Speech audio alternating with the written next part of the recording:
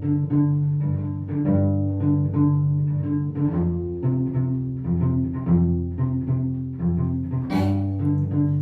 la pipe bergère, moi, je vous jouerai du pipeau. Et cependant, la boulangère, tous les 7 ans, changeait de peau. Fumez la pipe bergère, moi, je vous jouerai du pipeau. Et cependant, la boulangère, tous les 7 ans, changeait. Arthur Collin, bonjour. Alors vous êtes l'un des acteurs de la pièce Les Mamelles de Tirésias, drame surréaliste en 2 actes et un prologue de Guillaume Apollinaire, qui va être présenté à la Fête de l'Humain, à l'espace chapiteau dédié aux arts vivants. Alors vous êtes aussi le fondateur de la compagnie Petit Agité qui a créé cette pièce. Ce qui m'interroge tout d'abord, c'est le choix de cette pièce d'Apollinaire. Pourquoi ? Pourquoi cette pièce est partie longue réflexion d'une idée de la scénographe qui n'est plus avec nous maintenant et qui nous a fait tomber amoureux de cette pièce, qui est une pièce qui a un grand message de vie, d'espoir, qui a été écrite quand même en 1917 et qui est d'une actualité absolument frappante aujourd'hui, qui défend énormément de choses, de la liberté d'expression, la place de la femme dans la société, l'homme au foyer, la transsexualité, l'homosexualité, la manipulation des médias, qui soulève un tas de choses en 1 heure et notamment de croire dans la jeunesse et de croire aussi dans le renouveau de l'art, de réinventer son monde et d'arrêter avec un certain scepticisme de notre société, de montrer au théâtre ou au cinéma ou par tous les arts que on peut faire une pièce de divertissement et faire passer des messages sans placarder le message, sans ne faire que ça de sa pièce. C'est tout le message d'Apollinaire, c'est de dire voilà, vous allez passer un bon moment.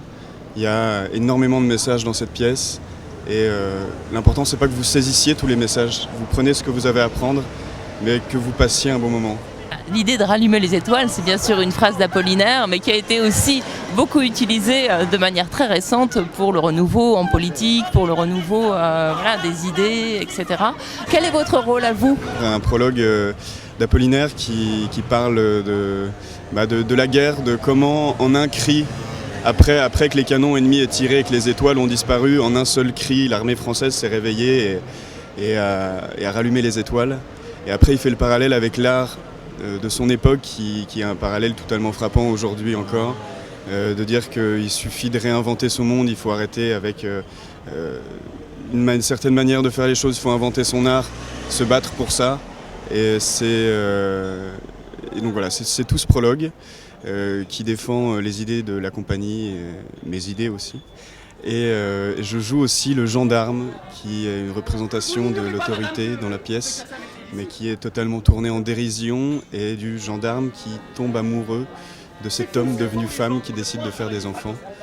Voilà, donc c'est une image complètement perdue de l'autorité qui est prise en dérision et qui garde aussi la poésie d'Apollinaire. Ça n'a rien de vulgaire ni d'ostentatoire, c'est traité avec légèreté et intelligemment autour de ça. Alors vous n'êtes pas tout seul sur scène, les autres personnages. On est 8. Alors, pour les autres personnages, autant raconter un petit peu la pièce. C'est pas trop. C'est l'histoire de Thérèse, qui est une femme qui en a marre de sa condition de femme, qui est d'être femme au foyer, de devoir faire des enfants. Donc ça se passe après-guerre, donc elle a l'impression qu'on lui ne demande que ça, mais elle a envie de faire les métiers d'homme, de devenir ministre, psychologue et tout ce qui était inatteignable. Et donc elle arrache ses seins et devient homme, elle devient Tirésias. Et son mari décide, donc le mari, qui est le personnage un peu plus principal, décide de faire des enfants. Si les femmes sont devenues hommes, pourquoi les hommes ne deviendraient pas femmes ?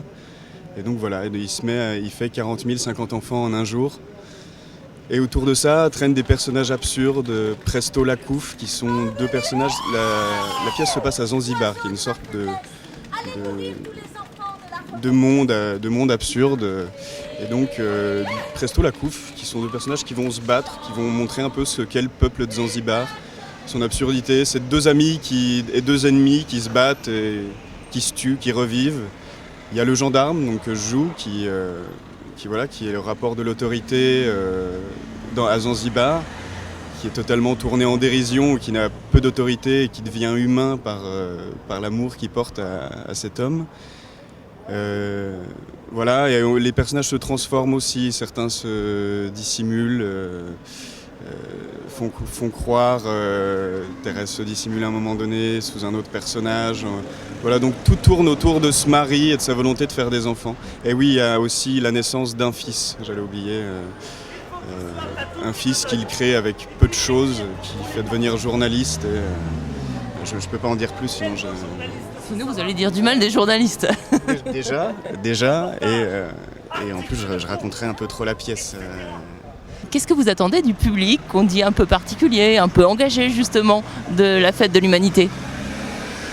J'attends pas quelque chose de spécial. C'est justement tout le but de cette pièce, c'est que les gens prennent ce qu'il y a à prendre. Ça se morfond complètement dans l'esprit de la fête de l'humanité, c'est cet esprit de partage, de grandes fêtes. Voilà, c'est aussi l'esprit de la pièce. Donc les gens, certains, les férus de politique, ils verront moult messages politiques. Ceux qui viendront pour un divertissement, ils trouveront un divertissement. C'est tout l'avantage de cette pièce et sa beauté aussi poétique qui fait qu'on y prend ce qu'on veut.